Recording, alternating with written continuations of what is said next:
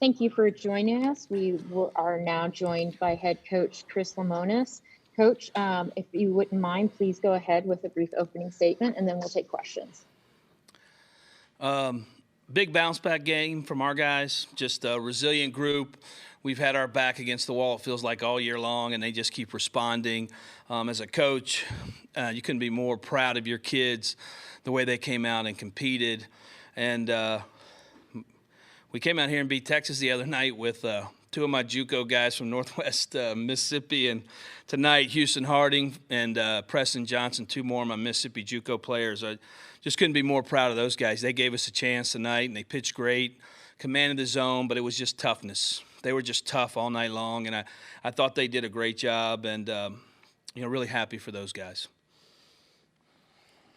Thank you, Coach. Our first question is going to come from Theo DeRosa. Theo, you may now unmute yourself. Coach Theo DeRosa, Commercial Dispatch. Yesterday, TA said you guys took a haymaker. What would you call tonight's performance from the guys tonight? I just thought it was a bounce back. I mean, we took a punch, we came back, we played really good baseball, played good defense, grinded out some at-bats early. I mean, their guy, hey, he had really good stuff, but we just didn't swing out of the zone. And we were able to expand that game, and then Preston took that game and just ran with it, which was huge for us because it was huge for tonight, but it's also huge for tomorrow night.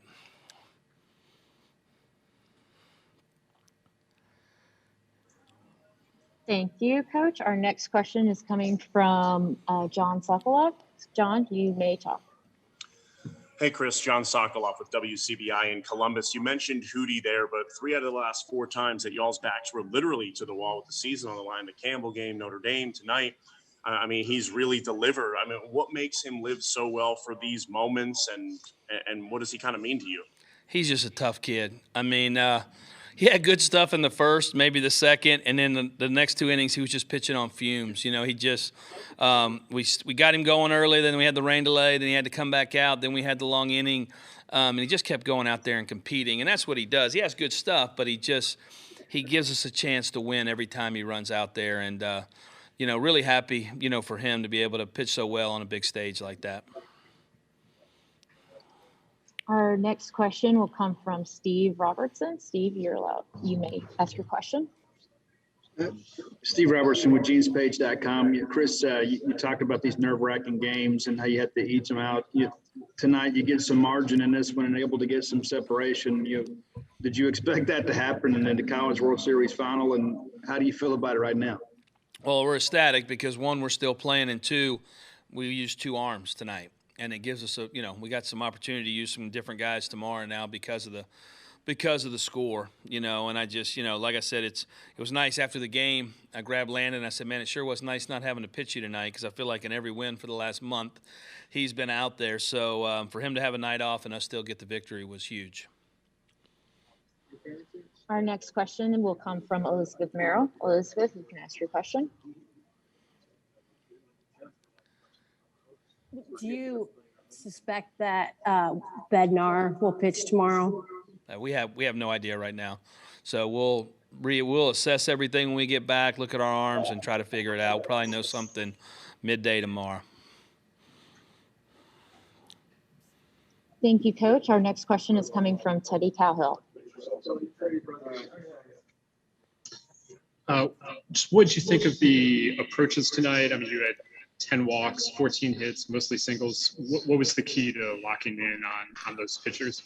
We wanted to grind him out. I mean, he has really good stuff, and the batting averages off of some of his stuff is really tough. So we just felt like we really had to stay on the ball, move the ball, stay in the strike zone, and hit balls in the strike zone, and we were able to do that. And I think our crowd helps a little bit. They help us as guys get into the stretch and get into high ball counts. Makes it a little tougher to pitch, but that's kind of the basic approach. We had it last night too. I thought our guys did a great job last night. I know we only scored a couple runs, but they have premium pitching, so you're going to have to lock in and stay short and grind. Thanks, Coach. We have time for 2 more questions. Our next question will come from Nick Suss of the Clarion Ledger. Hey, Chris, you're probably going to have to end up facing Rocker again tomorrow. You've seen him a lot these last 3 years. Just what is the key to approaching him if there is one? Well, he's one of the best to probably ever play in college baseball. So I keep telling our guys it's going to be a tough road. Our road's always going to be the tough road, and we're going to have to be one of the best if we want to win the national championship. One of the keys is to grind him out also. It's, and make him throw his breaking stuff in the zone. A lot of it's, the breaking stuff's out of the zone. So for us to have good at-bats, to be locked in, to make him work, which is what we do. That's usually our goal anyway, no matter who's pitching. But with Kumar Rocker, it's definitely, like I said, he's one of the best to ever pitch in college baseball. Thanks, Coach. Our last question will come from Joel Coleman.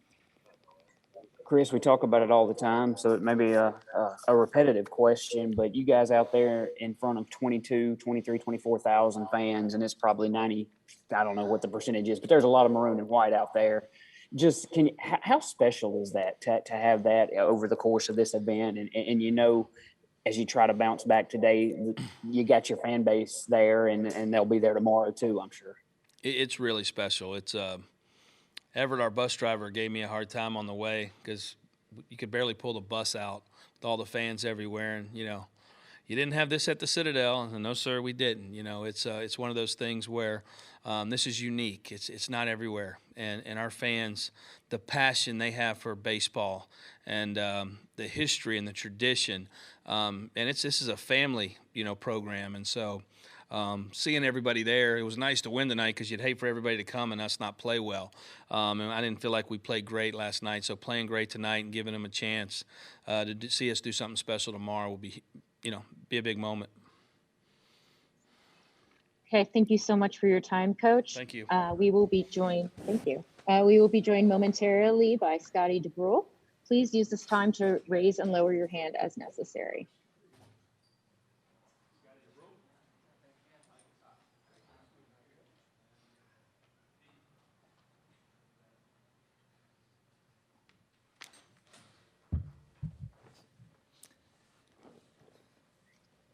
We are now joined by Scotty DeBrule. We are going to use the raise hand function, and our first question will come from Robbie Falk. Hey, Scotty, Robbie Falk, Starkville Daily News and 247 Sports. Big night for you. You knocked in 4 runs and had some key at-bats there. What was the approach from the entire team tonight? And y'all just came up there and it just looked like y'all were really patient and also just had some great at-bats all night.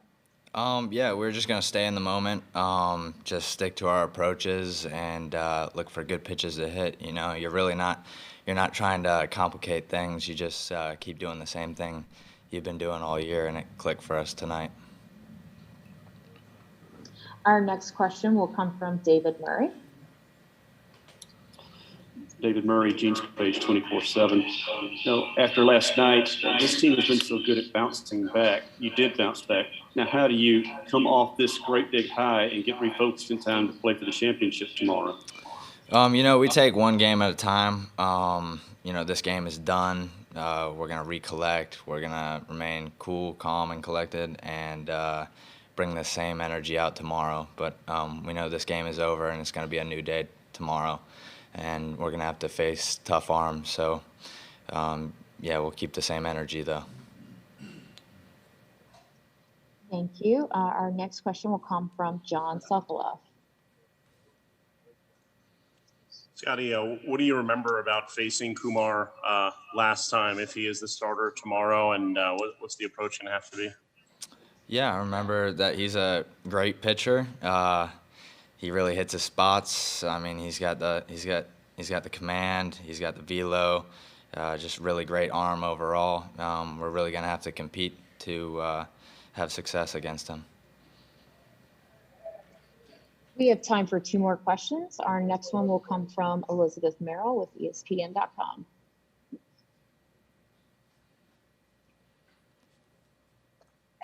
Have you thought about kind of the history and what tomorrow could mean if you guys are able to win, as far as this giving your school the first national championship in any team sport? Yes, I've thought about it, but you really can't think about it too much. You just got to take it a pitch at a time, and if that moment comes, we will be grateful. But we're just gonna go out and do our thing tomorrow. Our final question will come from Steve Robertson. Steve Robertson with JamesPage.com. Scotty, you and I had a conversation long ago, and you said one of the reasons you picked Mississippi State was the opportunity to go to Omaha and compete for a national championship. And so now here you are on the threshold of that moment. You know, looking back, how do you feel about your decision? Oh, I'm ecstatic about it. This is one of the greatest decisions I've ever made, and I just really appreciate the coaching staff and fans for welcoming me here. So. Thank you, Scotty, so much for your time. We will be joined momentarily by Preston Johnson. Again, if you wouldn't mind raising and lowering your hands as needed. Scotty, thank you for having you. Thank you.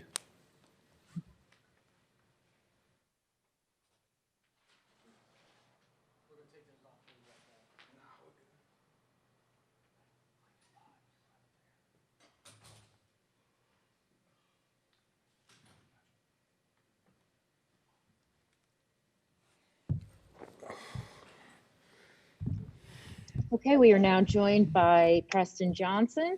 We are going to use the raise hand function again.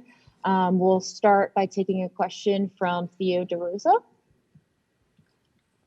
Preston, Theo DeRosa with the Commission Dispatch. You go 5 innings there. What did it feel like to be able to contribute to your team and be able to provide that kind of length out of the bullpen? Can you say that one more time, please? Sure. Theo DeRosa, Commercial Dispatch. You go 5 innings. How important was it to kind of provide that length out of the bullpen? It's just kind of been a thing all year coming in after the starter, which Hootie gave us 4 great innings. I mean, holding a team like that and a team like Vandy that's that good at hitting and just all-around team to 4 innings with 1 run was huge for us, especially being down 1 in the series. Coming in, I was just like pound the zone. Lamonis made it very clear and very his go-to is pound the zone and we'll have a good chance to win, and that was what I wanted to do for the team. And it was a dream come true to be out there and, you know, getting thrown in front of that crowd. It was like a home game, so it was nice. Our next question will come from Michael Ferreira. Hi, Preston. Michael Ferrara here with Berg Sports Network. You mentioned the fans. What was it like to see the maroon and white and have that atmosphere of all those fans coming all the way out to Omaha? I got chills when you said it. It's amazing. It's why every little boy in the world wants to come here. That's why we enjoy it so much to be here. Our fans are the best in the country, and that's just a 100% fact. To have that many people travel that all the way across the world to just be with us and live our dreams with us is unbelievable. On the mound, hearing those maroon and white chants and "Let's Go State" and seeing the smiles on their faces makes it even more bliss. It's awesome. Our next question will come from Nick Suss with the Clarion Ledger. Hey, Preston, I think that was almost twice as many pitches as you've thrown in any outing this year. Did you know you had that kind of length in you? I did. The whole thing with coming in, I've always been a starter. I never relieved a game until I got to state. And me and Coach Fox and Coach Lim, you know, we had 3, 4, and good starters that are just as good as anybody in the country. And getting a spot to start would be hard. Would be a challenge that anybody wants to achieve. But coming in, I fell into the role of being the go-to guy out of the pen and coming in after the starter, and I just wanted to do it. Like you mentioned, the twice as many pitches as I've thrown this year. The whole thing is, I think that was twice as many innings as I've been this year, and I love doing it. It's awesome. It gives you an adrenaline rush, and the whole thing with coming in, I'd come in Fridays and then be able to throw just as many on Sunday, which is kind of prepared me for this moment. We have time for 2 more questions. Our next question will come from Robbie Falk. Hey, Preston, Robbie Falk, Starkville Daily News and 247 Sports. Pretty sure you waved goodbye to that home run. Did I say that correctly? I mean, how much fun were you having out there? It was a lot of fun. It was a dream come true. Like I said, the Lord has blessed me with so many opportunities, and that opportunity to do that was unbelievable. And the whole thing was just thanking him the whole time in the dugout, after the innings, before the innings. I threw that pitch, and it was kind of I had thrown 2 sliders first pitch to the other guys, and he was sitting on it, and he hit it. He got it. He got me. A good team like that, you can't make mistakes. And I made a mistake with 1 pitch, and he hit it a long way. So hats off to him. Good swing. That's about all it is. And our final question will come from Steve Robertson. Preston, after your first start, or your first appearance, you made a comment that you kind of prayed to yourself and said, hey, show them that you belong, Preston. And now here you are. You've won the game that's got Mississippi State 1-1 away from its first national championship. Can you talk a little bit about your path? I mean, just how you've kind of maybe matured this year and kind of accepted this role with the Bulldogs? Yeah, I came in the thing, like I said, previous questions, I've never relieved the game until I got here. And it's a whole different process of getting ready and getting your body used to that and prepared for that. And like you said, you belong right there. And that's what, when I talk to the Lord before the inning, I'm just like, Lord, you got me here. Just be with me. Get me through this, and all glory to you. Somebody see you through me. But it really just comes down to going out there and competing. The journey has been unbelievable, and definitely matured. The hitters are unbelievably talented. The pitchers are unbelievably talented, and you got to do everything right. That's just like that guy hit that ball a long way. I made 1 mistake. To see all the crowd and coming in there and throwing in front of that many people, you definitely have to mature. The path is hard, gruesome. I mean, I've never thrown in front of more than 200 people before, and now I'm throwing in front of 25,000. The journey has been an unbelievable journey, and I would not want to do it with anybody else besides the guys in that locker room. Preston, thank you so much for your time. Thank y'all. That concludes our Mississippi State press conference. Thank you all for participating. You can find a recording of this press conference in the NCAA Digital Media Hub at ncaa.baritone.com. Transcripts are also available on ncaa.com/transcripts. Thank you for joining us, and we'll see you for Game 3 tomorrow.